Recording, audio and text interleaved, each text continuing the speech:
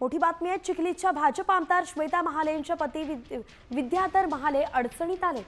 निवडणूक आचारसंहिता असताना त्यांनी भाजपच्या कार्यक्रमांना उपस्थित राहून पक्षाच्या उमेदवारांना पाठिंबा दिल्याचा आरोप होतोय आणि याबाबत माजी सरपंच मनोज लाहुडकर, काँग्रेस जिल्हाध्यक्ष राहुल बोंद्रेंनी निवडणूक आयोगाकडे तक्रार दाखल केलेली आहे। तर तक्रार अर्ज मिळाल्यानंतर आयोगाने जिल्हाधिकाऱ्यांना तात्काळ चौकशीचे आदेश दिलेत आणि याच प्रकरणामुळे जिल्ह्यात मोठी खळबळही उडाली आहे। विद्याधर महाले यांनी कोणताही प्रतिसाद देण्यास नकार दिलाय।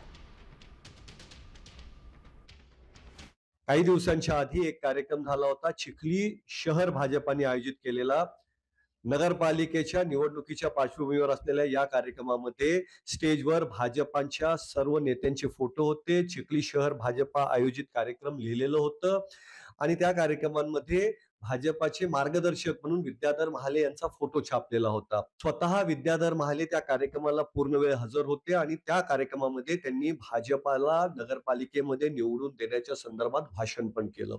अशा पद्धतीने एखाद्या सरकारी अधिकाऱ्यांनी राजकारणामध्ये सहभाग घेणं हे अत्यंत निंदनीय आहे, अत्यंत चुकीचं आहे, बेकायदेशीर आहे